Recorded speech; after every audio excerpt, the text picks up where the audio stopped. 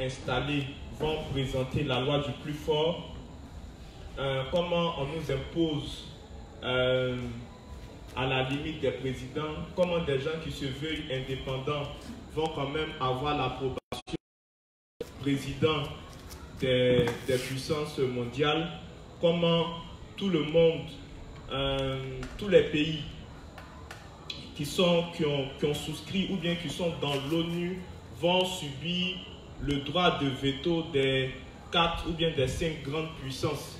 C'est-à-dire, s'il y a quelque chose qui a été décidé par tous les États, il suffit que l'une des grandes puissances décide de mettre son droit de veto pour qu'une ne passe pas.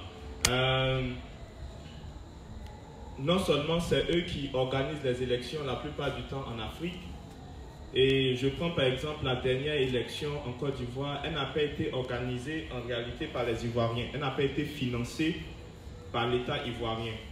C'est l'Union européenne et puis l'ONU qui ont organisé les élections. Donc vous imaginez bien que quelqu'un qui organise les élections a forcément son mot à dire. Voilà. Et quand on continue, donc là, on laisse un peu le volet politique pour parler de la loi du plus fort. On va présenter aussi le volet économique. On sait que tout le monde dit que oui, la Côte d'Ivoire est indépendante, mais on s'étonne que la Côte d'Ivoire, jusqu'à présent étant indépendante, utilise le franc CFA, qui est défini comme étant le franc des colonies françaises d'Afrique. Bon, on est censé être un pays indépendant, mais on s'étonne que notre monnaie ici par le trésor français. Même le coût de la monnaie, la valeur de la monnaie, ce n'est même pas nous qui décidons de cette valeur-là. Et puis, encore, on a le FMI, le Fonds monétaire international, on a la Banque mondiale, c'est eux en réalité qui s'occupent de nos monnaies. Alors, pour la petite histoire, il y a quelqu'un dans l'histoire qu'on appelait Kankou Moussa. Je ne sais pas si on se rappelle un peu de qui était Kankou Moussa. On nous dit que c'était l'empereur du Mali. Et l'histoire raconte que c'est là que, bon, on a compris les enseignements de... Moi, c'est là que moi j'ai compris cet enseignement de Pasta là. L'histoire raconte que quand Kankou Moussa est allé à la Mecque, il a fait un tour en Égypte. Mais en Égypte, il a créé une crise financière en Égypte. Comment il a créé une crise financière en Égypte? Il a de tout le monde. C'est-à-dire, quand Kankou Moussa est arrivé en Égypte, il a rendu tout le monde riche. Bon, normalement, le commerçant, il fait son commerce pour avoir l'argent. L'autre aussi fait telle chose pour avoir l'argent, mais imaginez que on était dans une société égyptienne où tout le monde était riche. Donc ça crée une crise financière en Égypte. Il a fallu qu'ils rendent les gens pauvres pour pouvoir stabiliser l'économie de l'Égypte. Donc j'ai compris quelque chose. C'est que le Fonds monétaire international, en réalité, là, est là pour veiller à ce que les gens, une certaine partie de la population, certains États demeurent toujours pauvres, demeurent toujours des pays pauvres et n'arrivent jamais à être des pays riches. Mais le comble, c'est que on est dans un pays pauvre, très endetté. Cependant, un président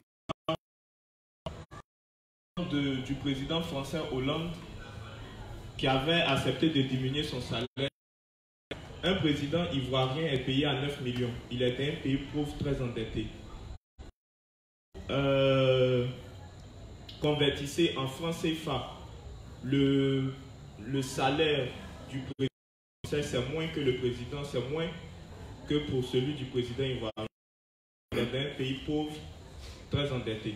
Donc économiquement, c'est qui ont la même mise. On parle encore des cultures. On a parlé de l'État, comment l'État peut te chasser de ta terre parce que l'État estime que bon, il y a du pétrole en bas ou bien qui doit passer. Si l'État ne te dédommage pas, c'est ton problème de toutes les façons. Tu ne peux pas mettre l'État en prison.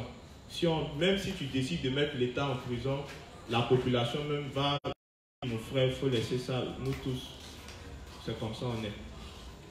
Même dans le milieu scolaire, ce n'est pas le ministère de l'Éducation en réalité qui décide des cours qu'on doit donner. Tout est géré par l'UNESCO. Tout est géré par l'UNESCO. Donc ce n'est même pas nous encore, on décide du contenu pédagogique qu'il faut donner à nos enfants. Pourtant, le titre au village, tout ce dont l'enfant a besoin automatiquement pour son éducation, c'est directement. On a parlé aussi, on voit même la loi du plus fort dans les questions de mode, puisque bon, aujourd'hui, l'Ivoirien ne crée pas sa mode. On est tous influencés par Trace TV ou bien par tout ce qu'on voit de l'Europe en ce qui concerne la mode vestimentaire. C'est pour ça que le révérend et le pasteur très souvent nous emmènent au fait de devoir créer, que les justes doivent créer leur propre tendance. Mais on ne doit pas être esclave tendance de ce monde. Donc on avait parlé même du plus fort, de la notion du plus fort dans les effets du maquillage, etc., etc. Donc on va prendre le livre 38, page 238, paragraphe 2, page 239, page 240, paragraphe 1. Les actions des mauvais esprits dans le monde sur les gens. Livre 38, page 238, paragraphe 2, toute la page 239 et page 240, paragraphe 1. Le titre, c'est « Les actions des mauvais esprits dans le monde sur les gens ».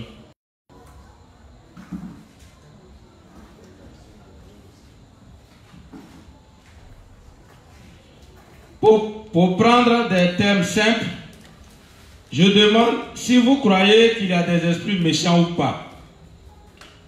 Les démons ou esprits méchants sont l'ange déchu et ses adeptes qui sont sur la terre et prennent contrôle de l'âme des gens pour finalement les tuer. Nous devons comprendre ce fait. Il y a plus de situations de gens harcelés et tués par les mauvais esprits que nous ne pouvons pas voir que de moments où ils sont tués par une chose visible. Les gens qui ne sont pas devenus le peuple du Seigneur parce qu'ils n'ont pas cru en l'évangile de l'eau et de l'esprit vont droit dans les ténèbres de l'enfer après avoir souffert beaucoup de douleurs à cause des mauvais esprits qu'ils ne peuvent pas voir. Il y a tant de gens dans ce monde qui deviennent comme cela. Les gens qui ont l'habitude d'être utilisés par de mauvais esprits sont poussés à faire de mauvaises choses, voir des illusions, parler en délire et devenir déprimés. Et ils commettent parfois le suicide quand la dépression devient sérieuse. Les hôtes de mauvais esprits qui existent dans ce monde sont comme les loups qui errent pour chercher leur proie. Il y a beaucoup d'esprits méchants dans ce monde et ils cherchent une âme qui pourrait devenir leur proie, comme la façon dont le lion rugissant cherche une proie. Quiconque est touché par les mauvais esprits verra la mort. Peu importe combien quelqu'un est intellectuel ou parfait et combien il possède des choses, la personne sera prise par Satan le diable et deviendra esclave de Satan si elle ne reçoit pas la rémission des péchés pour devenir enfant de Dieu en croyant en l'évangile de l'eau et de l'esprit. Vraiment, beaucoup de gens nés dans ce monde vivent sous l'autorité de mauvais esprits jusqu'à ce qu'ils soient mis à mort. Savez-vous quel grand nombre de gens vivent sous le règne de Satan? Satan le diable donne beaucoup de douleurs spirituelles et physique à beaucoup de gens, les fait souffrir de dérangements mentaux et vient aussi dans le cœur des gens pour devenir leur maître. Donc, le diable fait que les gens souffrent et aient des temps difficiles dans leur vie. Le fait que nous ayons reçu la rémission de nos péchés et soyons devenus le peuple de Dieu en croyant en l'évangile de l'eau et de l'esprit, face à ces situations effrayantes, est une grande bénédiction. En d'autres termes, le fait que nous soyons devenus les brebis du Seigneur est vraiment une grande bénédiction. Le Seigneur dit, je suis le bon berger. Le bon berger donne sa brebis. Le Seigneur est le portier des brebis. Le fait que nous soyons devenus les brebis du Seigneur est une telle bénédiction alors que nous vivons dans ce monde troublé parce que le Seigneur protège toujours ses brebis.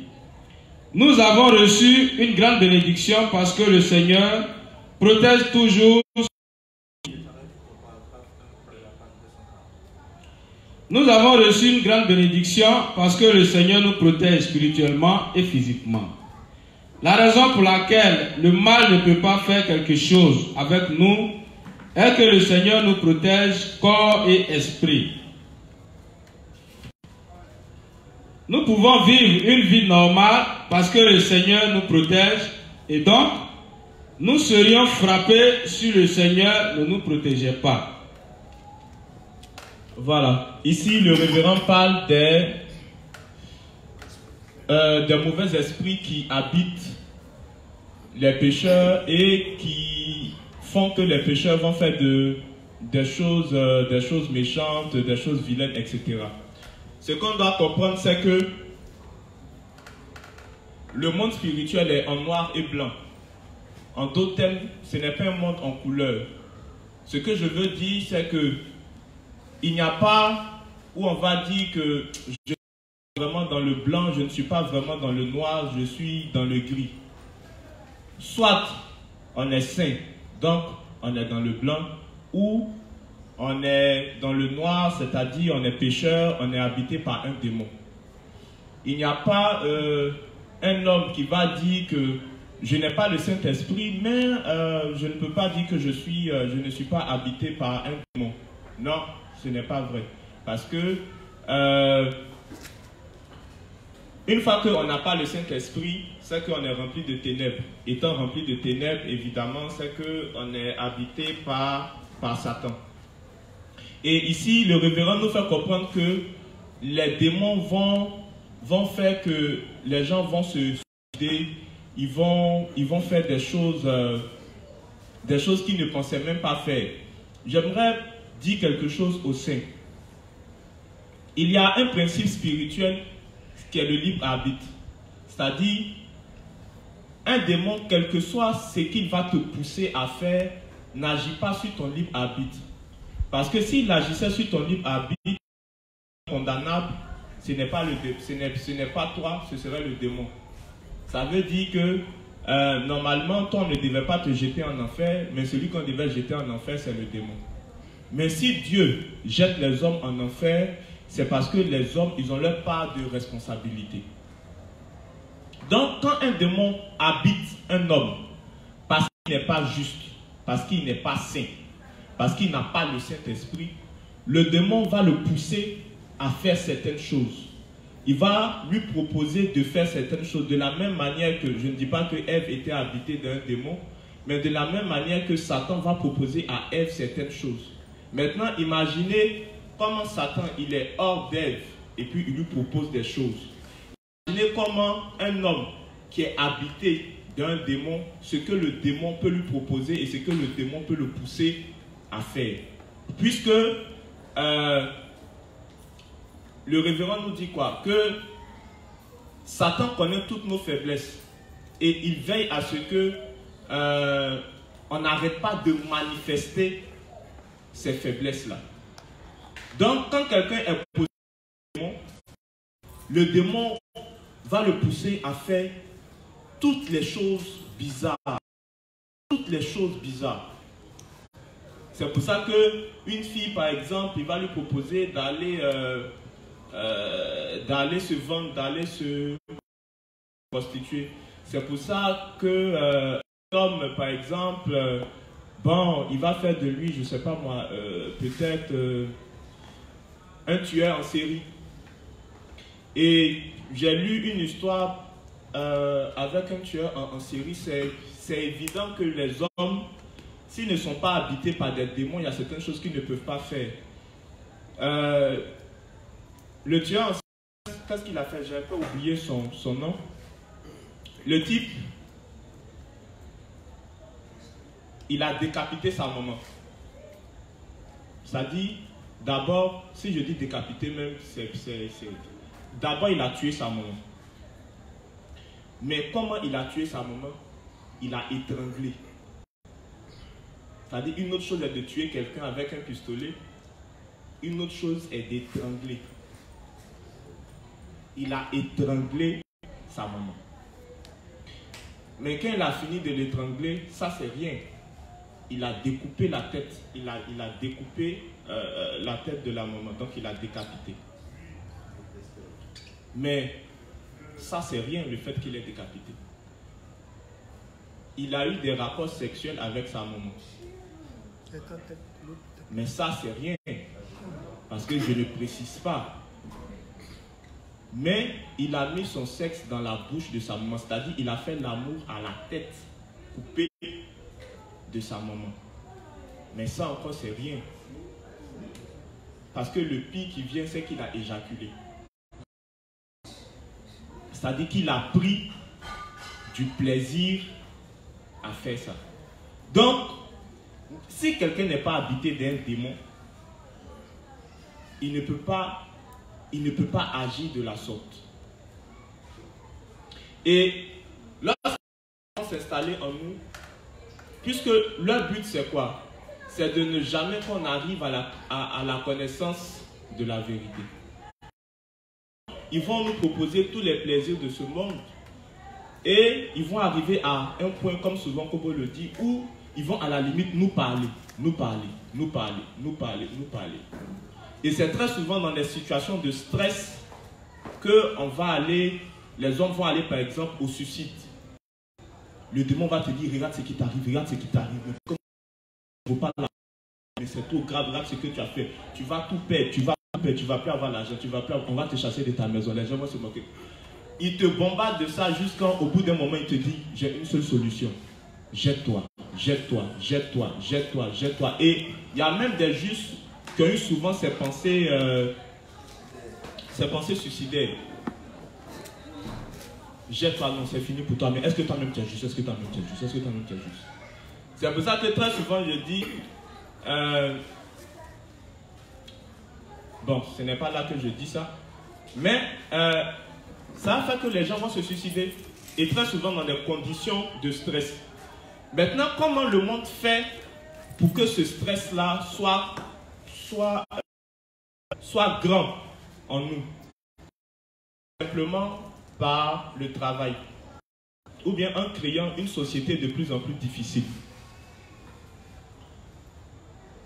Tu te réveilles, il est environ 6 h ou 5 h, tu t'arrêtes à l'arrêt ou bien tu vas à la gare, tu empruntes ton véhicule, tu vas au bar à midi, tu descends, tu manges un peu, 13 h, 14 h, tu reprends, tu finis à 18 h et le travail, à chaque fois le patron est là, tu as une obligation de résultat,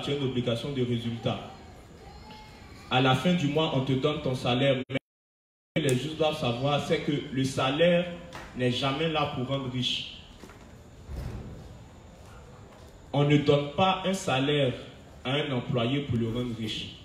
Le salaire, c'est pour qu'il n'ait pas faim quand il va venir travailler et qu'il ait toujours transport pour venir. Voilà, le salaire n'est même pas là en réalité pour garantir ta retraite. Non. C'est là pour que tu aies le minimum. Pour ne pas que tu sois riche. Pour que tu aies envie encore de vivre le mois prochain. Parce que si on t'a donné un salaire qui fait que tu es immensément riche, tu risques de ne plus vivre le mois prochain. Supposons que tu travailles dans une entreprise où on te donne 1 milliard à la limite, tu serais tenté de ne plus revenir le mois prochain. Donc, il faut qu'on te donne le minimum vital. Comme ça, tu as un peu de bénéfices et puis tu dis, ah, mais ça là, je peux augmenter pour avoir tant, donc je vais revenir le mois prochain. Et on te stresse. Le patron te stresse au point où finalement tu es submergé non seulement par les puisque le salaire ne suffit pas vis-à-vis des problèmes qui sont là. Imaginez que tu as un décès dans ta famille, tu as un enfant malade et tu as une femme capricieuse qui estime qu'elle n'a plus assez d'habits. Bonjour le stress. Sans compter même la scolarité. Dans ce stress-là, on crée une société où le stress est grandissant, où tu n'as pas l'argent pour subvenir à tes besoins, ça fait que tu réfléchis. Ce n'est pas pour rien, la Bible dit, en toute chose, faites connaître vos besoins par des supplications et des actions de grâce. Ce n'est pas pour rien, la Bible dit de se décharger sur Dieu de tous nos fardeaux, parce que le stress, les démons s'en servent pour emmener les gens à se suicider. Mais le juste en réalité ne craint pas les esprits mauvais puisque lui, il est habité par le Saint-Esprit. Donc, généralement, ce que je dis, c'est que j'ai plus peur d'un croissant ou bien j'ai plus peur d'une nourriture remplie de sucre que d'un démon. Parce que c'est une évidence, le démon là, il ne peut pas faire que voiture va me cogner, ou bien il ne peut pas, je ne sais pas comment je peux dire ça, il ne peut pas venir me tuer. C'est pas possible. Et quand moi je me lève et puis je mange porc, c'est pas un démon qui fait ça. Donc j'ai plus peur de ça, j'ai plus peur de viande de porc que je mange à 23 heures que un sorcier du village qui va dire que toi, je te donne 2 jours à vivre. D'ailleurs, nous-mêmes les justes, on cherche un sorcier au moins qui va nous dire ça pour qu'il soit converti. Mais parlant du fait que les gens soient habités par les démons, regardez une chose folle que les gens font. C'est-à-dire, quelqu'un il est habité par un démon, je fais une petite parenthèse, quelqu'un il est habité par un démon, mais je demande entre l'homme et puis un démon, qui est plus fort? Bon, normalement, on devrait répondre en cœur, ou bien à moins que vous ne vous dites qu'il y a un piège dans ma question. François, bon, toi, reste pour Françoise. Entre l'homme et puis un démon, qui est fort? Toi. Je t'écoute. Françoise, c'est un démon. C'est bon, merci. Faut avoir pitié. C'est un démon. Maintenant, imaginez que vous avez en vous un démon. Donc, le démon, il est plus fort que toi. Et puis, il y a un type qui te dit, mets ta main sur la tête et puis il faut t'auto-délivrer. C'est-à-dire, toi, tu es habité par une puissance qui est plus forte que toi et puis tu dis, sors. Bon, par quelle autorité, toi, tu dis à celui qui est en toi de sortir?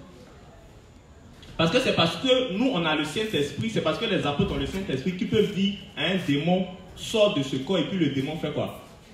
Il sort. Ce n'est pas par leur propre autorité qu'ils font ces choses, mais c'est par quoi? C'est par l'Esprit de Dieu qui habite en eux. Maintenant, toi, tu es habité par un démon, tu n'as pas le Saint-Esprit, et puis tu dis, démon, sors. Bon, si le démon dit, tu n'as pas vu entrer. Bon, s'il dit, il ne sort pas, tu fais quoi? De toutes les façons, il est plus fort que toi. Donc,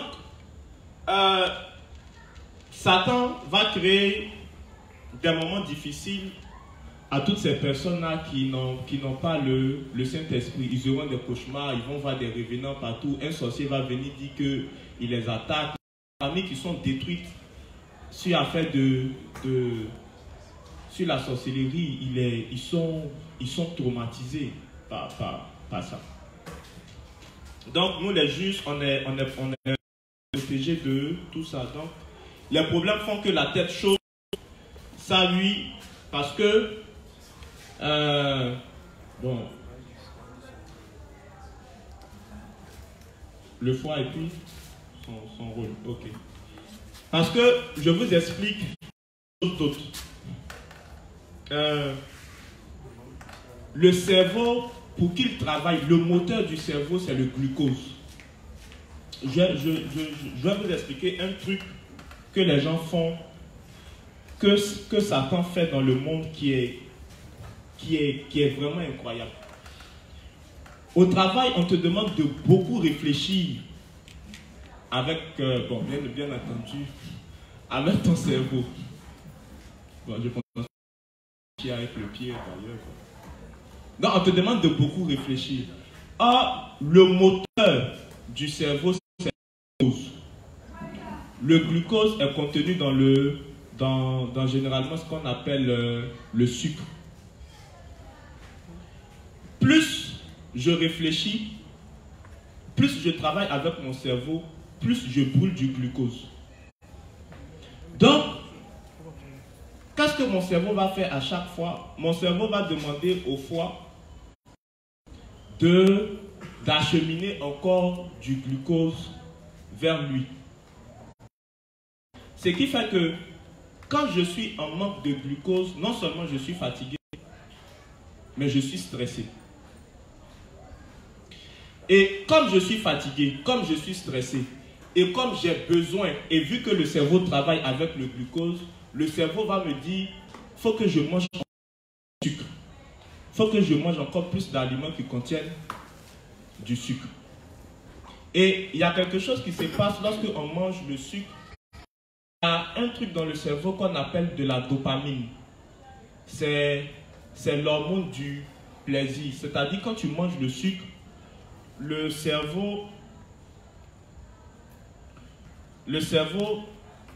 en train de dire. Parce qu'on mange du sucre. Il y a la tête, il y a la dopamine.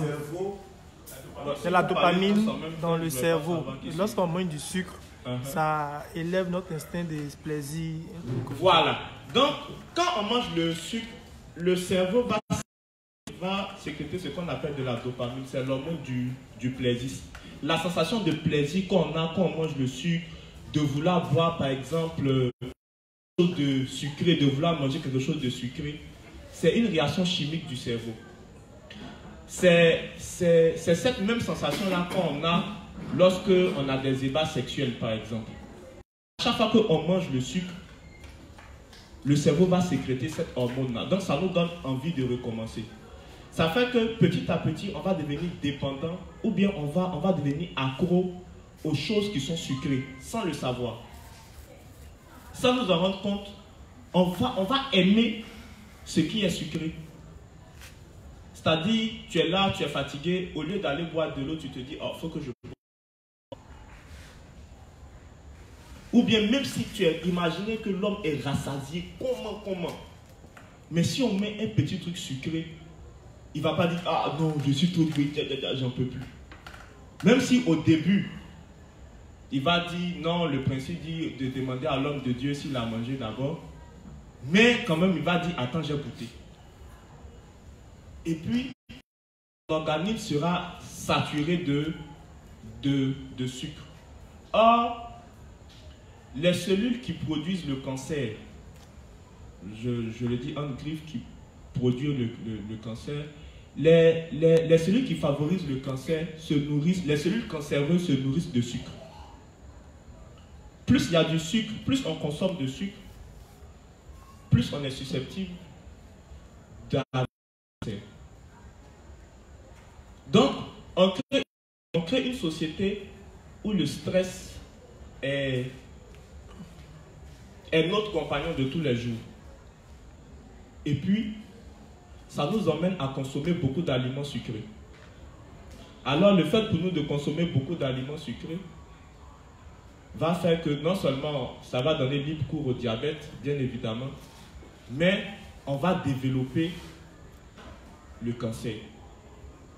Donc, l'une des causes du cancer en ce moment, c'est simplement la consommation de sucre. Et puis, comme vous le savez, il y a le sucre partout. Il y a le sucre dans tout. C'est vraiment partout. Voilà. Livre 38, page 29, paragraphe 2, page paragraphe 1. Le rôle du foie dans la gestion du stress. C'est à quoi que Kobo a parlé de principe dans la tête. Je redonne la référence. Livre 38, page 329, paragraphe 2, 331. Page 330, paragraphe 1. 330, paragraphe 1. Le rôle du stress, le rôle du foie dans la gestion du stress. Chers croyants, je vais maintenant parler aux gens spirituels. C'est un fait connu que ceux qui sont en bonne santé physique sont aussi mentales. Parmi nos organes se trouve le foie qui nous aide à surmonter le stress, et les gens en bonne santé ont un foie en bonne santé et donc ils peuvent gérer le stress correctement et leur esprit est plus calme. Puisqu'ils peuvent se gérer correctement, ils ont assez de place pour mieux comprendre les autres. Mais qu'en est-il de ceux dont la santé n'est pas bonne et dont le foie défaille? Quand ils sont stressés, les organes de leur corps dysfonctionnent et même leur santé mentale se détériore. Ils veulent être plus compréhensifs envers les autres, mais leur niveau de tolérance est très limité et donc quand ils ont la moindre pression ou gêne extérieure, ils craquent. Après tout, comment quelqu'un peut-il être sympathique envers les autres s'il lutte lui-même avec ses besoins physiques? Vraiment, le révérend, il a dû faire médecine. Parce que quand on étudie le foie dans la gestion du stress, comme je le disais, le cerveau travaille, le moteur du cerveau, c'est le glucose. Donc, une fois que le cerveau manque de glucose, on parle du fait qu'on soit en hypoglycémie. C'est-à-dire, on n'a pas assez de sucre dans le cerveau pour que on n'a pas assez de glucose dans le cerveau pour que le cerveau puisse fonctionner.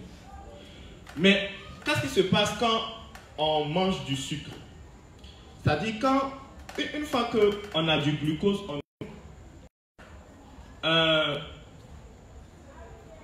le glucose sera acheminé dans le foie. C'est-à-dire le foie va stocker le sucre.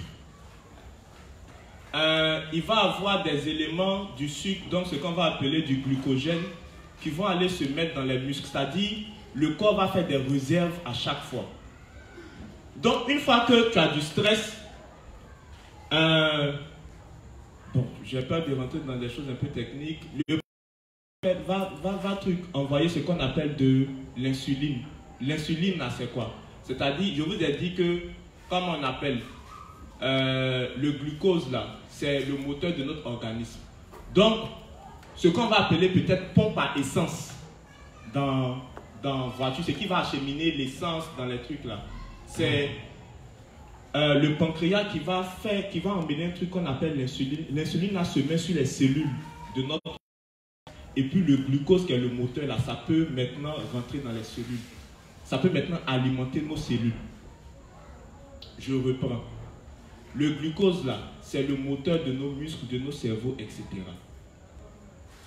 Pour que le glucose là puisse agir dans nos muscles, il faut que nos muscles puissent les absorber. Donc, ce qui fait que nos muscles peuvent absorber le glucose là, c'est quelque chose que le pancréas va sécréter, qu'on appelle de l'insuline. Est là. Bon, je raconte n'importe quoi. Le glucose est là. Voici le glucose, voici le muscle. Le glucose veut rentrer, veut peut-être alimenter la cellule. Mais il faut qu'il y ait de l'insuline pour que ça puisse alimenter la cellule. Donc, quand le glucose là est rassemblé dans le foie, à chaque fois que je suis stressé, mon cerveau va dire au foie, j'ai besoin de glucose. J'ai besoin de glucose. Et puis le cerveau achemine, le foie, pardon, achemine le glucose vers le cerveau. Ça achemine le glucose dans les différents points. Quand je fais des efforts physiques, que je suis fatigué, le glucose va entrer dans mes muscles et puis ça va me donner la force. C'est pour ça que vous voyez les sportifs, ce qu'ils boivent là, ce n'est pas de l'eau. On appelle ça généralement du glucose. C'est pour leur donner de la force. Maintenant, ce qui va faire, donc le révérend parlait du fait que ceux qui ont une mauvaise santé du foie seront quoi? Seront très généralement des gens ils auront des sauts d'humeur. Un coup il est content, en même temps il est fâché. En fait, son foie manque de sucre. Ça dit, il y a deux choses. Soit son foie manque de sucre, ou bien son foie a un excès de sucre. Parce que quand il y a trop de sucre, le foie va faire des réserves, il va transformer le sucre là en graisse, en acide aminé, il va tout conserver, Maintenant, il va se trouver qu'on a trop de sucre. Donc on est envahi par le sucre. Ça va faire qu'on aura trop de graisse, ou bien on va avoir le diabète. Donc quand vous voyez quelqu'un qui est beaucoup nerveux,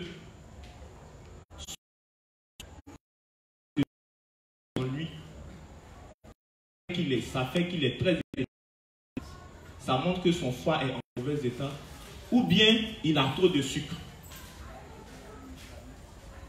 Bon, maintenant, comme si vous voyez que le type n'est pas diabétique, c'est que ça sous-entend que normalement il n'a pas assez de sucre. Son foie est en mauvais état. Donc, normalement, on doit dire qu'un buveur de Gbele, normalement, à chaque fois de mauvaise humeur. C'est pour ça que ceux qui boivent Gbele, puis quand tu prends tu t'énerves vite. Tantôt tu es content, en même temps tu es fâché, en même temps tu es content, en même temps tu es fâché. Le Gbele finit le sucre dans... C'est pour ça que ceux qui boivent de la liqueur vont faire à la longue ce qu'on appelle une cirrhose, de foie. Le foie se dégrade.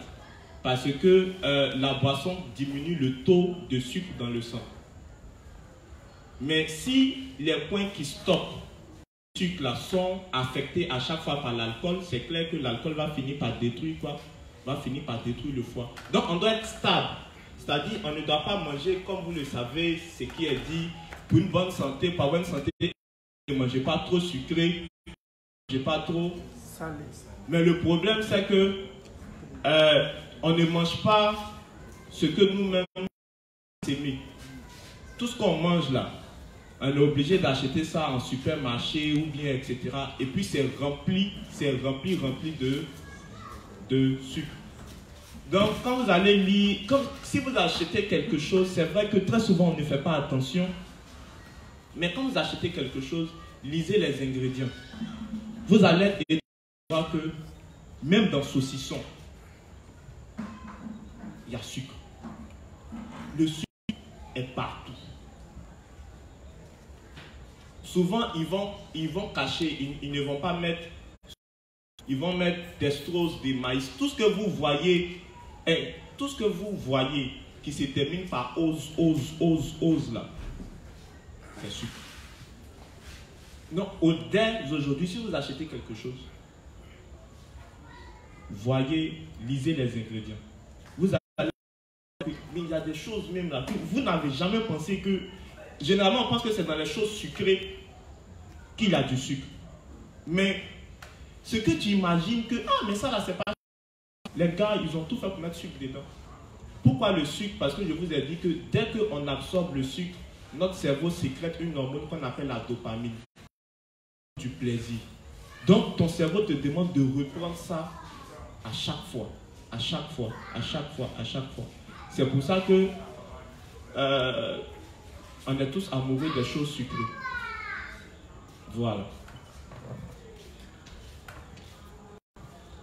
Livre 17.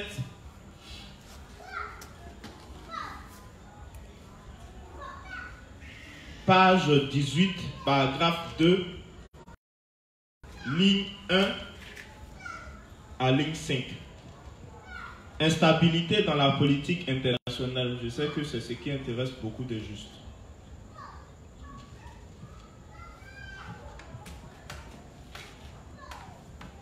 Livre 17, page 18, paragraphe 2. Ligne 1 à ligne 5.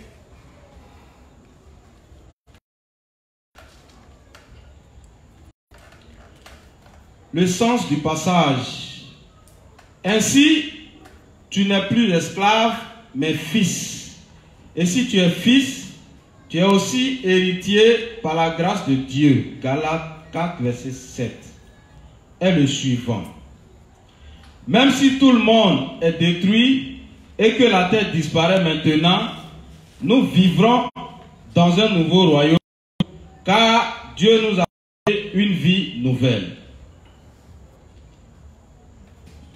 Livre 17, page 18, paragraphe 2. D'accord. Donc, paragraphe 3.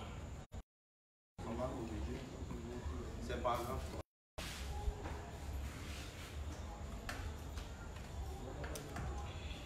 En ce temps, la situation politique internationale est très instable et compliquée.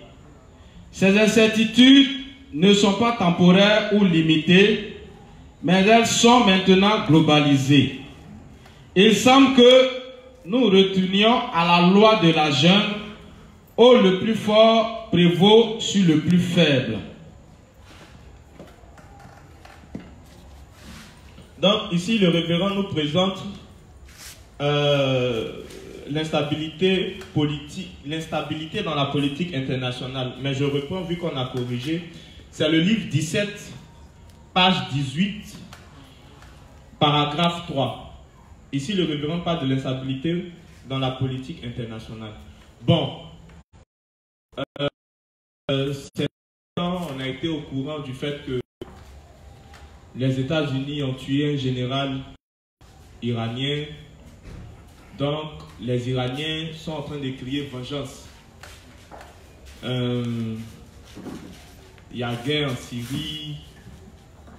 Tout le monde se bat là-bas. Donc, les Russes se battent.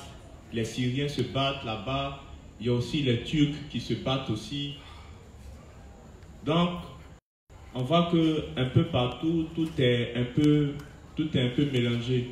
Ces derniers temps, au Burkina, on a à chaque fois des attaques terroristes. Ça fait que les gars nord du Burkina rejoignent beaucoup Ouaga, mais on sait que quand, bon, je ne veux pas être méchant, mais la situation socio-économique nous, de la manière dont nous on dit on va à l'Eldorado, on va se chercher au Maroc ou bien en France, c'est comme ça aussi. Quand un Burkinabé veut se chercher, il vient en Côte d'Ivoire. Maintenant, en ce qui concerne l'instabilité dans la politique nationale, on le disait la dernière fois, les justes, ils ont commencé à avoir peur. Ils ont commencé à dire non, qu'on appelle la troisième guerre mondiale, mais normalement le juste, il ne doit pas réagir comme un péché. Pourquoi? Parce que le juste, lui, il a la météo de la fin des temps. Il a l'Apocalypse. Donc, même nos parents au village, souvent le ciel est noir. Pendant que toi, tu es en train de te dire qu'il va pleuvoir, le vieux te dit, ne t'inquiète pas mon enfant, ça va passer. Et puis effectivement, non seulement il n'y a pas une seule goutte de pluie qui tombe, après le soleil réapparaît, ou bien il te dit que non, la pluie là va pas durer. Le type, il connaît. Maintenant, nous, en tant que justes, on a le livre d'Apocalypse qui présente les événements de la fin des temps. On a le révérend qui nous a les choses de la fin des temps dans ses livres. Et en plus de cela, on a le pasteur Tagro qui a fait une étude encore avec nous sur l'Apocalypse. Donc, normalement, le juste, quand il voit que, comment on appelle, les États-Unis ont tué un général iranien, il ne peut pas commencer à crier en même temps que ah, la troisième guerre mondiale. Non. Donc il y a troisième guerre mondiale, là, c'est que le révérend nous apprend. On va rentrer d'abord dans l'âge du cheval pâle. je suis même tenté, comme Kobo l'aurait fait, d'interroger au hasard un juste exprès ciblé pour lui demander l'âge du cheval pâle, c'est quoi? Donc je vais choisir peut-être au hasard un juste qui va nous expliquer l'âge du cheval pâle, à moins qu'il y ait un juste de bonne volonté, de bonne foi.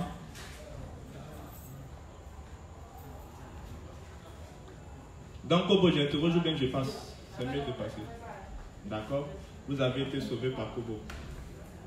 Sinon, toi, Françoise, aujourd'hui, toi, reste pour Françoise, aujourd'hui, tu allais expliquer l'âge du cheval pâle. J'ai eu la chance. Voilà, le révérend nous fait comprendre quelque chose. On a les trompettes, on a les premières trompettes dans l'âge du cheval pâle. Et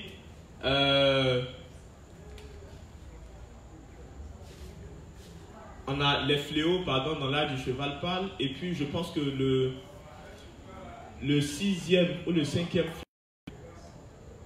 c'est cette guerre nucléaire que le révérend nous décrit. Donc, le fléau des femmes sauterelles, où la mort va disparaître pendant 5 mois, on va avoir, comment on appelle, cette guerre nucléaire là.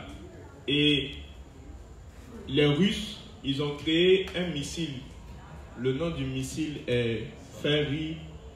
Le dernier missile qu'ils ont créé, le missile s'appelle Satan 2. C'est-à-dire qu'ils ont cherché dans tous les noms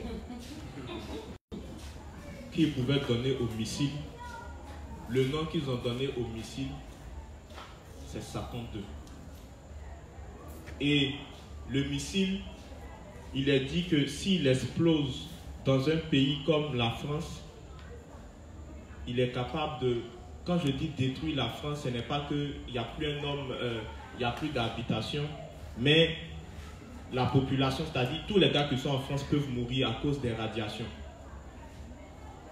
Bon, imaginez qu'on lance ce missile-là en Côte d'Ivoire. Bon, supposons que les Ivoiriens sont là et commencent à parler mal des Russes.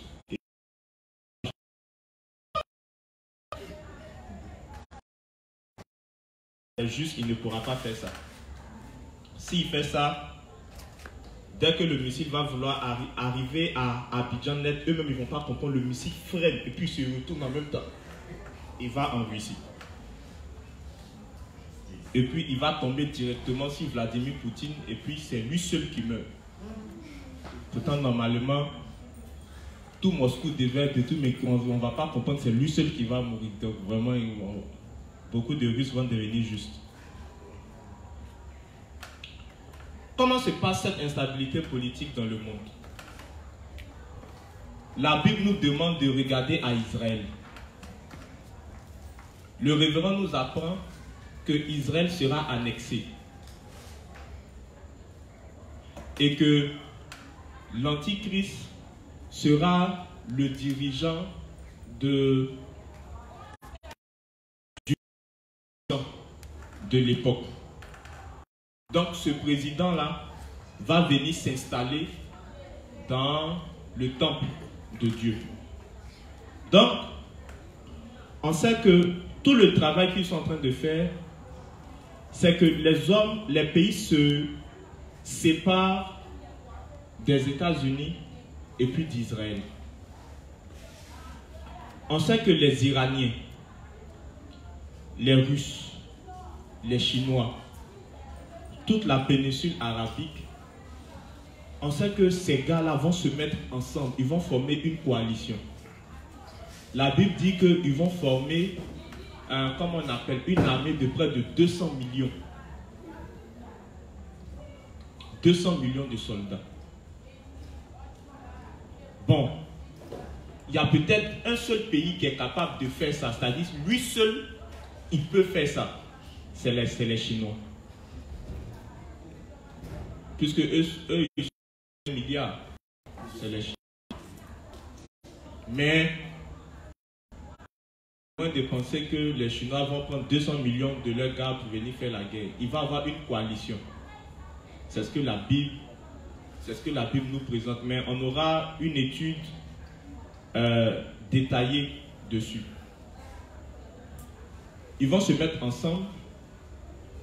Les États-Unis vont commencer à devenir faibles d'un point de vue économique, d'un point de vue militaire. Mais comment ça va se passer?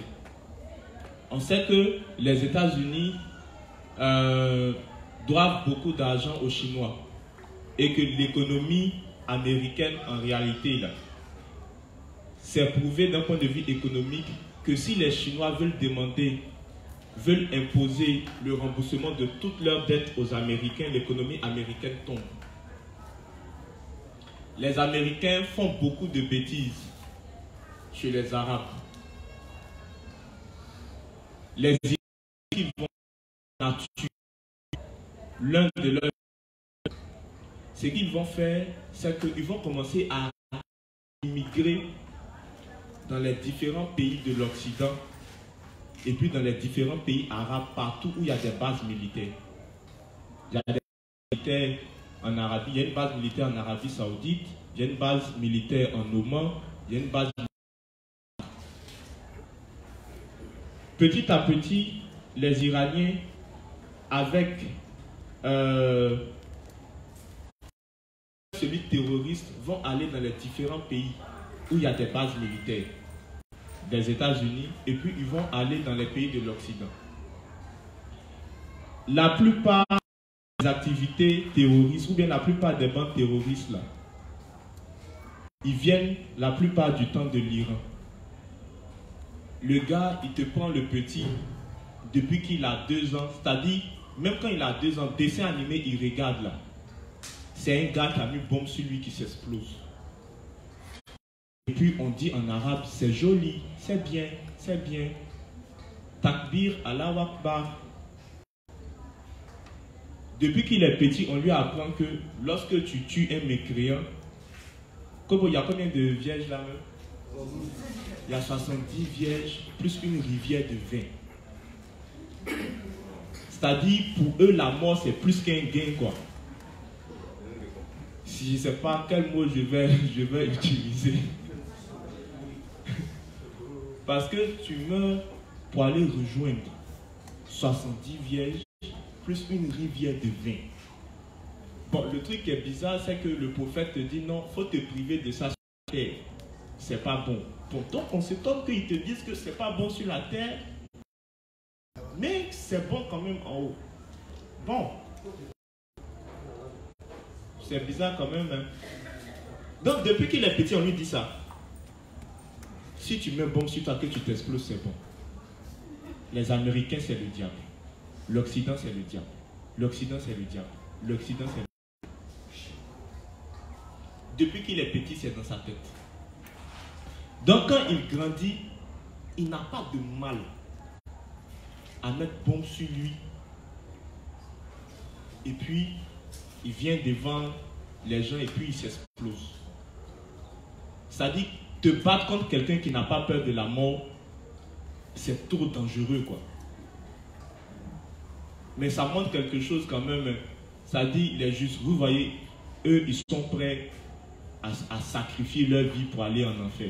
Pour aller rejoindre 70 vierges, plus une rivière de vin. Mais nous, les justes, même malgré qu'on sait que la mort est un gain, là, qu'on va aller rejoindre Dieu, là, on a peur de la mort jusqu'à... C'est-à-dire, le type te dit, quoi, si moi, si je meurs, je vais au paradis. Mais au fond, il a peur de la mort jusqu'à... Il a peur même. Peur, très peur de la mort. Donc, ce qu'ils vont faire, ils vont développer des réseaux terroristes. Ils vont attaquer ces différents pays où il y a des bases américaines. Pour que ces pays-là, finalement, puissent laisser les États-Unis. Ils ne vont plus faire ami avec les États-Unis. Parce que la chose qui est bizarre, la Russie n'est pas musulmane. La Russie est un pays orthodoxe. C'est une forme de christianisme aussi. Parce que la forme de christianisme qui est en Occident, eux, ils disent que le Saint-Esprit provient du Père et du Fils. L'Église orthodoxe russe dit le Saint-Esprit, je crois, provient du Fils seulement ou bien du Père seulement. Les Russes, là, c'est une église orthodoxe. Mais jamais vous n'allez voir qu'il y a un arabe qui est allé en Russie pour s'exploser. Et le seul, comme je le disais la dernière fois, le seul qui parle avec les Américains, qui parle avec l'Europe, qui parle avec les pays arabes, ce sont les Russes. Eux, ils protègent tout le monde. Et puis, si vous remarquez, là où les Russes sont, les Chinois viennent dire, nous on est d'accord. Les Chinois ne font jamais, c'est-à-dire ils ne vont jamais contre les intérêts de la Russie. Donc si tu as accepté les Russes, il faut savoir qu'en esprit, tu as accepté les Chinois. Mais eux, ils ne s'affichent jamais. Ils sont toujours genre dans l'ombre. Ils sont en mode camouflage. Donc quand petit à petit, les Iraniens vont commencer à attaquer par les réseaux terroristes tous les pays de l'Occident, ils vont vouloir se protéger des Iraniens, ils vont vouloir se protéger des réseaux terroristes, ils vont vouloir se séparer des États-Unis en faisant ami avec les Russes. En faisant ami avec les Russes, petit à petit, les États-Unis perdent de leur influence. Ils vont perdre non seulement de leur influence économique, mais ils vont perdre de leur influence politique. C'est-à-dire, il y a même certains pays européens qui ne seront plus d'accord avec les Américains. Et c'est pour ça que Donald Trump est là. Il est là simplement pour que, par sa politique là, les gens puissent se retourner, les gens puissent se fâcher, les gens puissent détester les États-Unis. Parce que lui, il fait palabre avec tout le monde. Il a un seul truc dans sa tête, les États-Unis. Il ne cherche pas les intérêts d'un autre pays, les États-Unis. Donc, petit à petit, même quand vous lisez l'actualité, les gars même là, les pays qui étaient amis avec Trump, ne sont pas d'accord avec sa politique. Mais en ce moment, c'est lui qui est le leader. Donc, bon, les gars font avec. Mais ils ne sont même pas d'accord avec lui. Il est là simplement pour que les gens petit à petit puissent détester la politique américaine. Lorsqu'ils vont détester la politique américaine, ils vont se tourner vers les deux autres pays que sont la Russie et la Chine. Donc, le pays surtout qui va créer l'instabilité politique, c'est l'Iran. Parce que eux, ce sont des fous. Tous les réseaux terroristes là, ils ont leur naissance à partir de l'Iran. Parce que c'est le pays, eux, ils ont dit ouvertement que États-Unis, c'est le diable. Et que si eux, ils ont la bombe nucléaire, ils doivent détruire Israël. Et puis ça, c'est pas maintenant, ils disent ça. Depuis près de 10 ans, ils disent que leur projet, s'ils ont la bombe nucléaire, s'ils ont la bombe atomique, c'est de détruire Israël. Maintenant, les gens s'étonnent. Mais comment ils vont... le pays arabe le plus proche d'Israël, c'est l'Irak. Quand vous lisez la Bible, on nous parle du fait que l'armée va assécher, il va y avoir une grande armée, ils seront tellement nombreux qu'ils vont assécher l'Euphrate. Or, le fleuve l'Euphrate passe en Irak. Il y a des années, les gens ne pouvaient jamais imaginer que les Iraniens pouvaient faire ami avec l'Irak. Mais aujourd'hui, il y a des bases militaires iraniennes en Irak. Leur but est de se rapprocher le plus possible pour pouvoir détruire Israël. Mais comme ils vont manquer de force, parce que les Russes et les Chinois ne vont jamais accepter que les Iraniens aient la bombe atomique. Petit, il faut faire ton palabre. Si tu n'arrives pas à avoir la force, moi-même je viens faire ton palabre, mais je ne te donne pas toute la force. Parce qu'on ne sait jamais, tu peux te retourner contre moi un jour. Et puis bon, c'est déjà quelque chose de biblique. Donc, c'est la Chine, c'est les Russes qui vont se mettre ensemble avec l'Iran et puis quelques autres pays pour venir attaquer Israël. Et puis, récemment, quand vous allez, il y a quelque chose, il y a un lieu qu'on appelle le détroit d'Ormuz. Ce n'est pas loin, ce n'est pas tellement loin d'Israël. Qu'est-ce qui se passe là-bas? Les Russes, les Chinois et les Iraniens sont en train de faire des exercices militaires. Or, quand généralement des pays font des exercices militaires, c'est qu'ils sont en train de se préparer à une guerre, ou bien comment ils vont faire palabre ensemble. C'est comme récemment, la parenthèse, l'Église catholique dit qu'ils vont marcher pour la paix. Rien, ou bien le juste doit savoir qu'il y a un problème. Ils veulent marcher pour la paix. Pourquoi ils veulent marcher pour la paix? Si on doit marcher pour la paix, c'est qu'il y a deux choses. Soit on est en guerre. Or, présentement, on est en guerre.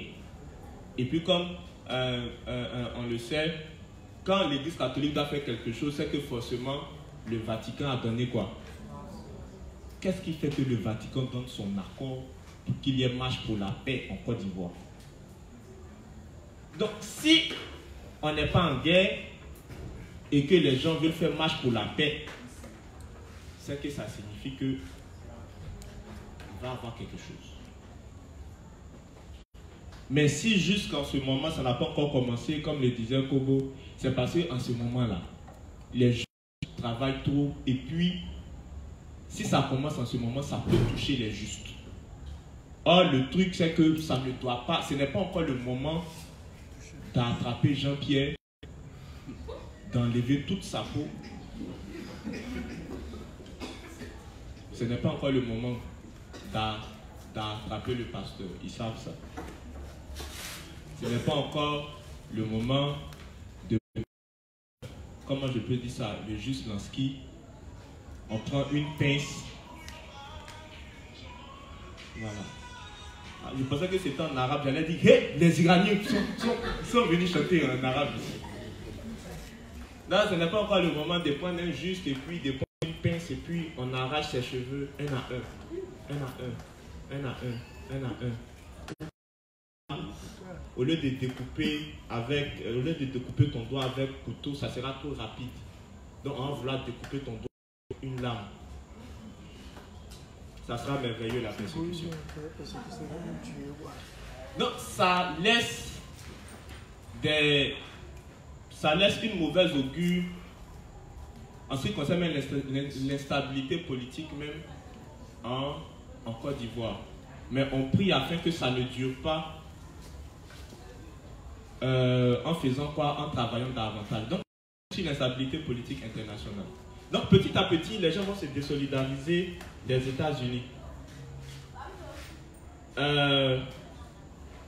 Imaginez un instant que les États-Unis n'ont plus accès au pétrole irakien, ils n'ont plus accès au pétrole de l'Arabie Saoudite. Ça a un très grave problème pour l'économie américaine. Or, les Chinois, les Russes se servent du pétrole des pays arabes. Même chose que les États-Unis font. Mais le problème, c'est que les gens là, ils vont se séparer des États-Unis. Donc les États-Unis n'auront même plus accès au pétrole de l'Arabie Saoudite au pétrole de l'Irak. Donc, qu'est-ce qui va se passer?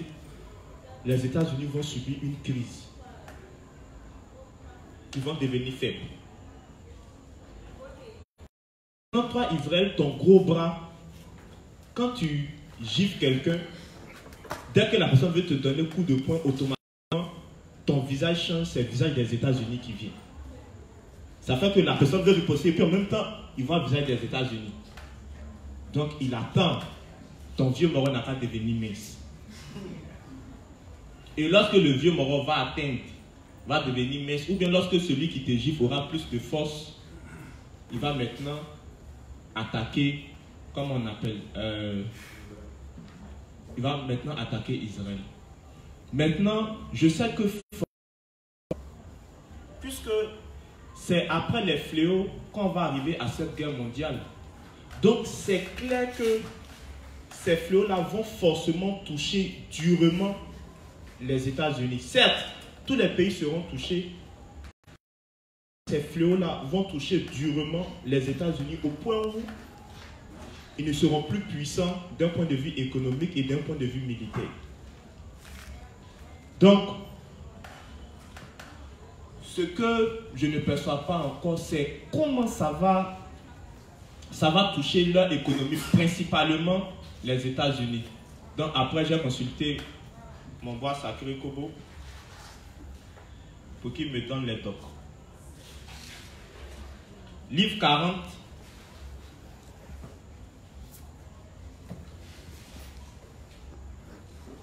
Sur le point de la politique internationale, il n'y a pas de... Non, toujours le livre 17, pardon. Page 21, paragraphe 4, page 22, paragraphe 1. On va toucher un autre point. Donc, est-ce qu'il n'y a pas de questions sur le point précédent? Ok.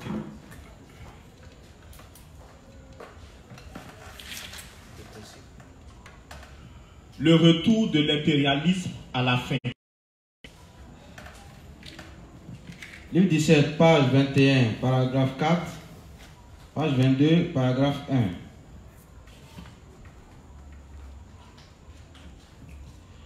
Au temps de l'impérialisme, l'Espagne, la France, la Grande-Bretagne et l'Allemagne dominaient les pays plus faibles.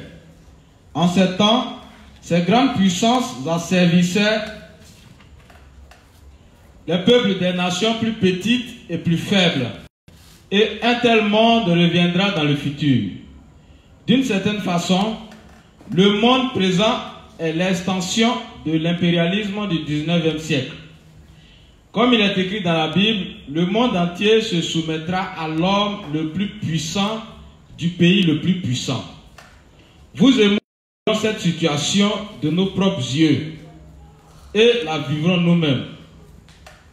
Donc déjà dans le livre 17, le révérend a dit, il répète la même chose dans le livre 31, le révérend dit que le monde va se soumettre au président du pays le plus puissant. Or, le révérend nous présente que dans Daniel 11, que la Russie, ou bien le président russe, va dominer sur Israël. Il le dit clairement dans le livre 31 que la Russie va annexer Israël. Donc, quand vous allez lire Zacharie, la Bible dit que c'est Dieu lui-même qui va prendre, qui va permettre à ces armées-là d'annexer Israël, afin que le peuple d'Israël puisse revenir à lui. Parce que quand vous allez voir dans la Bible, vous allez voir Roche, le prince de Roche, le prince de Roche, le prince de Roche. C'est un autre nom de la Russie. Donc vous allez voir ça dans la Bible. Ici, le révérend dit qu'on aura un retour de l'impérialisme. Comme vous le savez, il y aura une crise de l'eau. Et l'eau vise à devenir le nouveau carburant. Pourquoi? C'est simple. On ne s'en rend pas compte. Ici, ce n'est pas encore tellement visible. Mais de plus en plus, on crée les voitures électriques. Ou bien. de plus en plus, on crée les voitures électriques, c'est-à-dire on veut faire passer tout ce qui est hydrocarbures. Donc on crée les voitures électriques. Mais on sait que pour qu'il y ait de l'électricité, c'est soit énergie solaire ou bien énergie éolienne. Voilà. Les déchets ou l'eau pour faire les barrages.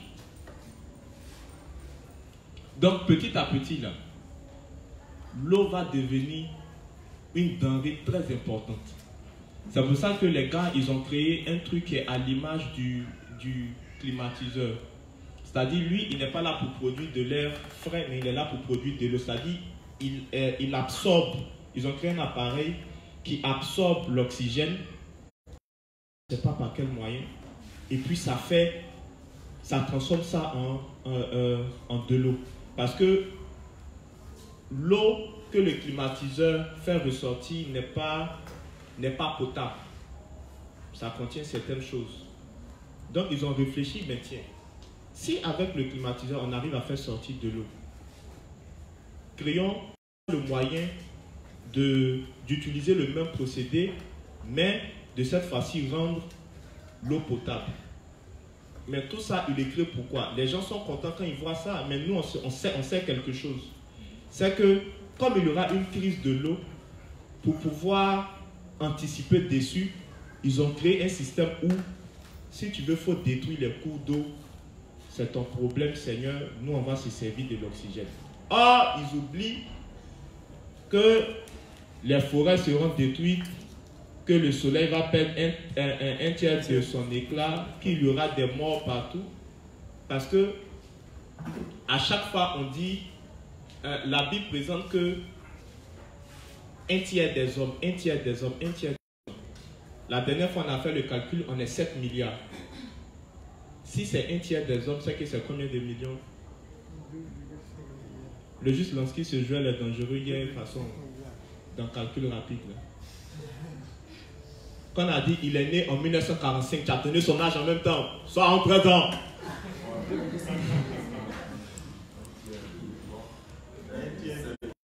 7 milliards, un tiers, 200 millions. Calcul rapide. Mal dangereux. Non, rassurez-vous, je n'ai pas vu ça avant de venir. C'est sur le champ que j'ai calculé. Bon, imaginez que 200 millions de personnes meurent en même temps. Et puis les forêts sont détruites. Les animaux sont détruits. Les poissons sont morts. Un tiers des poissons, des bateaux. Bon, c'est où même tu vas avoir oxygène pour pouvoir tirer ça, pour pouvoir faire de l'eau. Donc l'eau va devenir une denrée très importante à la longue. Et vu que l'impérialisme va venir, puisque la Bible est claire, ils vont annexer Israël. Donc les pays riches vont commencer à annexer de plus en plus les pays pauvres. Comme Kobono le dit à chaque fois, si en France il n'y a plus de l'eau, vous êtes colonie française. Donc votre eau va devenir l'eau de la France. Mais pendant des années, notre électricité, c'était pour qui? Ah, c'était pour... Bon, si on te vend ton électricité, et l'électricité qui est faite à base des trucs qui sont dans ton pays, et ils viennent te dire, il faut acheter. Même l'eau que Dieu fait pleuvoir sur ta terre, et ils viennent, ils te donnent, ils te vendent. Ça que c'est l'eau de qui? C'est l'eau des Blancs. Maintenant, il va se trouver que chez eux, il n'y a plus de l'eau. C'est devenu leur eau. D'ailleurs, même, ils ont base militaire chez toi. Ils ont là où ton président dort. Bon, il y a un truc qui fait rire. Je pense que le président français, il doit avoir 38 ans ou bien quelque chose comme ça. 35 ans, si je ne me trompe pas. Daniel Cablon-Duncan, le vice-président, il a au moins près de 70 ans. fêter son anniversaire en Côte d'Ivoire. Et c'est Daniel Caban Duncan avec tout le gouvernement derrière lui qui chante Joyeux anniversaire. Ça montre. C'est-à-dire quelqu'un qui chante Joyeux anniversaire à son petit-fils, quoi. Mais c'est du genre, c'est pas possible. Et puis on voit varier son bras d'une manière, façon. C'est-à-dire on ne sait plus c'est qui est dans le pays de qui, en fait. C'est-à-dire c'est comme un aveu qui attrape les bras de quelqu'un qui voit. Bon, oh, c'est toi dans ton pays, donc normalement c'est toi, il doit attraper comme ça, mais on voit le président qui l'attaque comme ça. Comment le vice-président, s'il voit son vieux moment attraper quelqu'un comme ça, il ne va pas l'appeler pour dire que... Et puis quand tu fouilles, on te dit que le nom de Macron dans leur coin, c'est Jupiter. On veut créer une monnaie, c'est lui qui doit dire non, vous pouvez créer votre monnaie, mais attention, c'est moi qui garantis la monnaie. Donc tout ce qu'ils vont faire là, c'est changer le nom de la colonie française. Sinon le principe, c'est rien quoi. Ça reste le nom. Vous ne voulez plus entendre fond des colonies françaises, mais c'est pas grave. Écho, c'est de la même manière. Tu ne veux pas entendre au nom de Satan, il n'y a pas de souci. Au nom de Jésus, c'est tout. Quoi, tout ce qui t'intéresse, c'est de savoir c'est mort à la croix, mais c'est pas. Donc on te crée une chanson. Son sang a coulé, ruisselé sur la croix. Pourtant, tu lis dans Jean 19, 34 que l'eau et le sang sont sortis de quoi? Mais on te dit que laisse ça. Chante que son sang a coulé, ruisselé sur la croix pour tes péchés. Et si tu demandes, mais l'eau qui a coulé, on te dit que non, c'est une maladie. Ou bien, ah, c'était pas important. Ce jour-là, il avait bu trop d'eau la veille. Il n'a pas eu le temps de tuer. Donc, on l'a piqué. Il y a certains qui vont jusqu'à dire que c'est une maladie. Bon. Ouais, il était mal nourri, il avait bu trop d'eau. Page 70, paragraphe 2.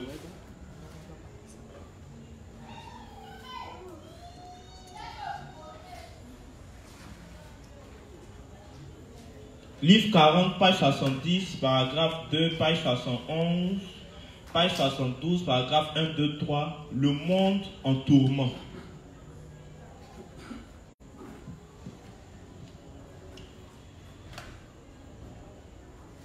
Comme j'étais à Soko City et je suis rentré aujourd'hui. Même si Soko City n'est pas si loin d'ici, j'ai l'impression que je suis parti dans un pays lointain. Il y a un virus qui circule ces temps-ci. Donc, je veux que vous preniez tous bien soin de vous-même. Mais le virus de la grippe n'est pas le seul problème devant nous. Les problèmes économiques et politiques frappent notre pays. Ce n'est pas seulement la Corée, mais le monde entier qui vit de nombreux problèmes. Néanmoins, même si le monde est en tourment, nous, les prédicateurs de l'Évangile, devons toujours être énergiques comme nous le sommes maintenant. Rapidement, donc, le juste ne doit pas en réalité être tourmenté par les problèmes économiques qui arrivent. Parce que nous, on ne regarde pas aux réalités terrestres, mais on regarde aux réalités célestes. On nous parle de la monnaie qui va venir, l'écho. Donc, les gens sont contents, oui, on aura notre monnaie, etc., etc. Mais cette monnaie-là aura un grave impact sur notre économie. Pourquoi? Parce que on va devoir d'impôts. On va devoir payer plus d'impôts. Tout à la longue va devenir numérique. Il y a la carte d'identité qui doit sortir bientôt. Selon ce qu'on sait de la carte, de cette pièce d'identité, là, c'est qu'il y aura tout dessus. Il y aura ton permis de conduire, ça pourra te servir en même temps à la longue de carte d'assurance, assurance santé, etc. etc. Maintenant, où le problème économique va, je vous explique un truc avec les banques. Il y a dans la banque qu'on appelle le commerce bancaire. Le commerce bancaire, c'est quoi? C'est que une banque, on lui donne l'autorisation de te prêter 8 fois ce qu'elle a. Je prends un exemple. Tu as déposé 100 000 à la banque. Si tu veux prendre un crédit, on dit à la banque que la banque peut prêter 800 000 à quelqu'un. Si la banque a 100 000 dans ses comptes. Ce qu'il y a de savoir, c'est on sait tous quelque chose. C'est que la banque ne te prête pas son argent. La banque te prête l'argent que les autres ont déposé et puis la banque peut te prêter plus. Maintenant, quand la banque finit de te prêter quelque chose, la banque te dit tu dois donner des garanties. Donc, tu donnes ta maison, on hypothèque ta maison, ou bien on peut saisir ta voiture et puis tu dis je suis d'accord avec. Et puis la banque te dit voici les délais de paiement. Et puis très souvent c'est avec des intérêts. Maintenant regardez le truc. La banque ne t'a pas donné son argent. Mais dès l'instant où la banque te dit que je te donne cet argent, mais au cas où tu ne payes pas, je viens saisir la maison. Au cas où tu ne payes pas, je viens prendre ta voiture. Automatiquement, quand tu travailles désormais, tu travailles pour qui? Automatiquement, ta maison appartient à qui? Ta maison appartient à la banque. Ta voiture appartient. Tout ce que tu possèdes appartient à qui? Appartient à la banque. Pourtant, la banque ne t'a même pas donné quoi son. La banque ne t'a pas donné son argent. C'est-à-dire, tu mets ton argent en banque, tu t'en vas demander crédit, et puis on raconte comme ça une histoire, qu'il y a 3 personnes qui sont allées sur une île, ils se sont échoués. Il y avait un cultivateur, un éleveur et puis un charpentier. Donc ils étaient là, ils faisaient, quand le charpentier il a besoin de nourriture, il construit une maison ou bien il arrange les choses du cultivateur, le cultivateur lui donne. Et puis un jour il y a une 4e personne qui est venue en veste, un banquier, et il a dit que moi j'ai quelque chose qui est puissant que vous ne connaissez pas, que vous n'avez pas sur l'île, quelque chose qui est très important. J'ai de l'or. Bon, on se pose la question entre l'or et puis la nourriture, c'est quoi qui est plus important? Mais quand il a dit l'or, les gars, leurs yeux se sont illuminés. Les gars disent ils ont besoin d'or. Le gars dit ok, je te donne l'or, en échange tu me donnes ton bois, tu me donnes ta nourriture, et puis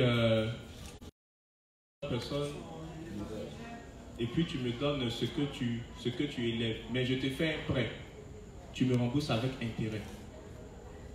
Qui alors? C'est le banquier. Ou bien, est-ce que tu peux avoir accès aux réserves de l'or du banquier? Non.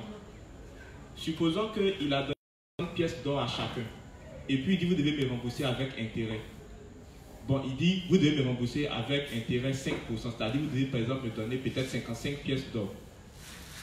Le truc, c'est que quand j'ai fini de donner 50 pièces à chacun, et puis je leur dis, vous devez me donner 55 pièces en retour. Ils enlèvent les 5 pièces d'or là-haut. Je ne sais pas si je me fais comprendre. Tu comprends pas? Ils sont...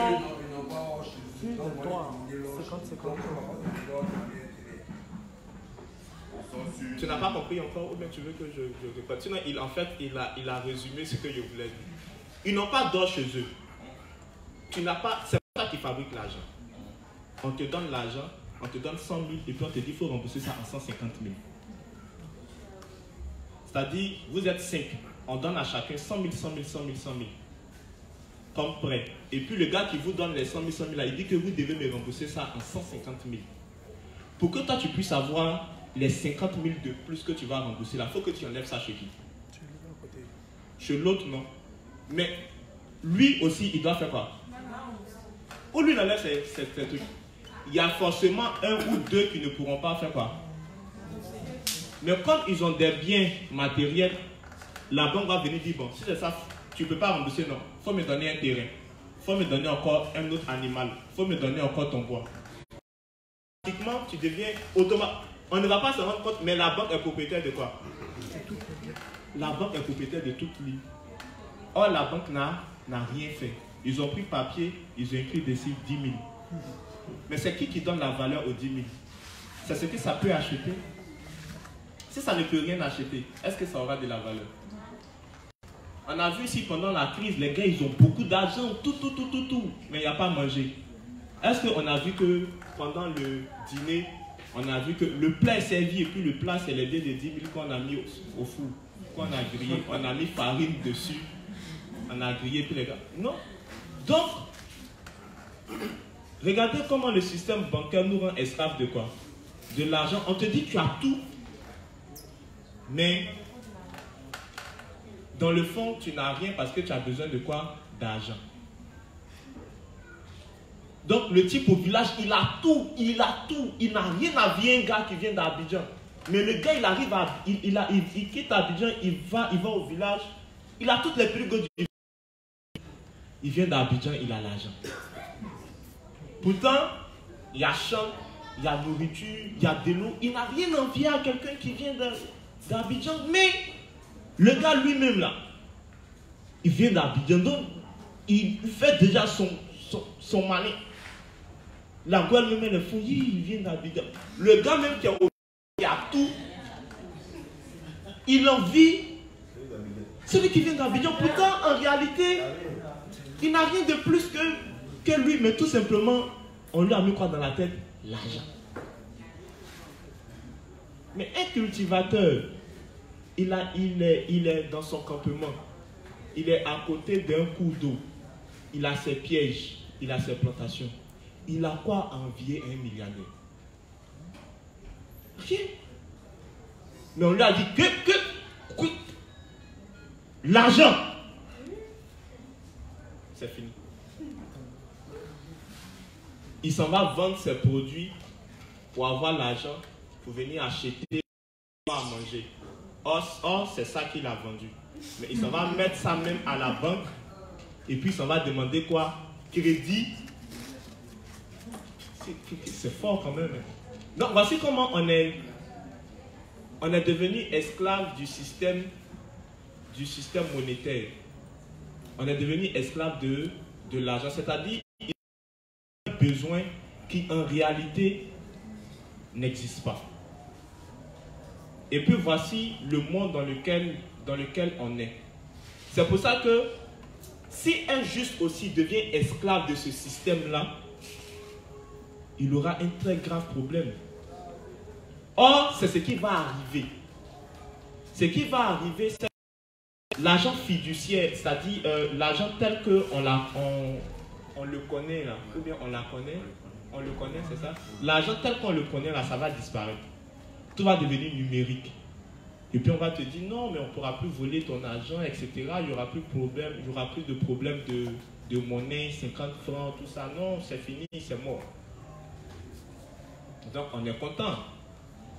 Mais quand tout est numérique, mais voici quelque chose. Il y a eu la crise, on te dit que tu es propriétaire de l'argent que tu mets en banque, et puis un jour on apprend que la BCAO a fermé ses comptes. Pendant la crise, on a vu ça. Les banques refusaient de donner quoi? Ça pour dire que quand tu viens mettre ton argent à la banque, là, ton argent, c'est plus ton argent. C'est l'argent de l'État. C'est l'argent de la banque. C'est plus pour toi. Et derrière, on connaît quelque chose, c'est qu'on devient esclave de ce système-là. Parce que si tout est numérique, on peut bloquer ton argent comme on veut. Tu as mis ton argent sur Orange Money, bon, il y a problème de réseau. C'est ton argent. Problème de réseau. C'est fini. Tu n'as pas accès. Tu es obligé d'attendre que le réseau quoi. Tu as l'argent. Tu n'as pas l'argent. Tu n'as rien. Ou comment vous dites? Tu peux pas? Tu peux pas?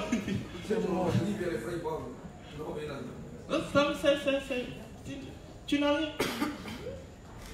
Mais on est de, même quand tu es à Abidjan, que tu as tout, mais que tu n'as pas l'argent là, tu te sens, tu as du mal à marcher quoi. Tu as du mal à marcher, c'est difficile. Mais on a pris un papier, on a écrit dessus. C'est pour ça que chaque matin on est prêt à... Dieu même ne nous intéresse pas. C'est pour ça que Dieu dit, regarde la terre et puis il voit que mais personne n'est intelligent. C'est pas possible. On est esclave de bouts de papier. Et puis on nous dit que ça nous donne tout avoir. Mais quand j'ai sinusite, par exemple, et qu'il me faut couper, il y a une feuille qu'on prend pour soigner sinusite là. Amanière, merci. J'ai besoin d'argent pour ça. Et puis je me suis rendu compte de quelque chose à parenthèse, c'est qu'une fois j'ai piqué ma crise de sinusite, je suis allé voir la juge Fatou. Elle a mis la feuille là dans mes narines. C'est vrai, ça m'a piqué, mais j'arrive à Séfi. Je pique ma crise de sinusite. Les gars disent ils vont mettre Amanière. Je dis non, ça là. La respo Fatou a fait ça n'a pas de... Elle dit non, mais on va essayer quand même. Ils sont allés lutter ça quelque part en brousse là-bas. Mais la matrice est telle que, les gars, puissance des Amaniens des Séfi du village, ça n'a rien à... Non mais c'est incroyable. Ça n'a rien à voir avec ce qu'on a coupé à Abidjan ici. Il en fallait, c'est-à-dire, à la limite, ça a rendu mon cerveau vert. Tellement vert. Non, mais... C'est pas possible. Et puis, elle n'a pas trouvé, c'est-à-dire, elle n'a pas trouvé en quantité. Donc, c'est pour ça que je lui ai dit, mais c'est pas la peine. Parce qu'à Abidjan, on a mis beaucoup.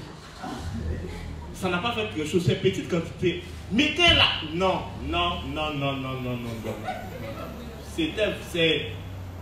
Je comprends que même, je comprends pourquoi les gars souvent ils disent ils vont aller couper médicaments au village pour venir. Je comprends pourquoi souvent qu'on me dit non qu'il s'en va dans tel coin ou bien que le médicament n'a qu'à venir de là-bas. Parce que même feuille d'Abidjan, c'est feuille de la matrice. On ne sait pas s'ils ont planté à moi là avec matrice, mais vraiment avec. Mais c'est incroyable quoi. Le sol est gâté ou bien je ne sais pas, ou bien c'est les feuilles trafiquées. C'est-à-dire, dès que ça pousse à Abidjan, c'est trafiqué quoi. Déjà même, l'oxygène même d'Abidjan là, c'est déjà trafiqué. Ok, le monde en tourment. On va finir de lire et puis on va s'arrêter. Il est dit que les terroristes irakiens vont certainement étendre leurs activités en Europe. Dans le monde entier, il y a de plus en plus d'attaques terroristes. Récemment, un livre écrit par un ancien officier de la Bush est devenu si populaire aux États-Unis qu'il fait la presse même ici en Corée. L'un des sujets traités dans le livre est le terrorisme. Selon ce livre, les terroristes d'Al-Qaïda ont prévenu les États-Unis d'une attaque terroriste imminente dans les 3 mois avant l'attaque du 11 septembre. Mais le président Bush a ignoré l'avertissement d'Al-Qaïda pendant 3 mois Et l'attaque du 11 septembre est effectivement arrivée comme prédite. Après les attaques, la personne qui s'est concentrée sur Al-Qaïda était le secrétaire d'État Collins. Alors que tous les autres, y compris Bush, avaient les yeux fixés autre part. Les officiers de l'administration ont été singulièrement concentrés sur l'invasion de l'Irak et la retraite du régime de Saddam Hussein. En fait, ici, là, ça peut présenter un truc qui est simple. Ça peut dire que nos États fichent de savoir si nos présidents, si on est toujours vivant ou bien si on n'est pas toujours vivant. C'est-à-dire, le président, il sait, et ça c'est connu, hein, il savait qu'il allait avoir attaque des deux tours jumelles. Mais lui, il est focalisé sur quelque chose. Il doit aller prendre pétrole en Irak. C'est ça qui l'intéresse. Même pour les Ivoiriens, ça, c'est un secret. On sait tous que le président de l'époque était au courant de la rébellion qui se préparait au Burkina. Mais ce n'est pas son problème. Le problème, c'est qu'on n'a qu'à vendre cacao. On a découvert un pétrole en Côte d'Ivoire, un dangereux pétrole, on appelle ça pétrole bleu ou bien quoi. On est en train de faire... La Côte d'Ivoire, pays béni de Dieu, le deuxième pays de Dieu, des conneries comme ça. Donc, mais quand il y a la rébellion, bon, il s'en fout. Est-ce qu'avec la rébellion, on a appris que les salaires des présidents ont diminué? Non, c'est... Pourtant, on dit, on n'a pas l'argent pour construire le pays. Il n'y a pas l'argent. Mais on s'étonne que tout l'argent qui est au nord, là, ça reste au nord. Mais il y a les immeubles. Il y a le même train de vie. Moi, j'habitais dans le même quartier que quelqu'un qui travaille dans le café cacao. On l'appelait l'homme au RAV4. C'est-à-dire, quand lui sort avec toi, en plus de te donner l'argent, il te donne RAV4. Le bonus. Ils sont un magique système à chanter son nom.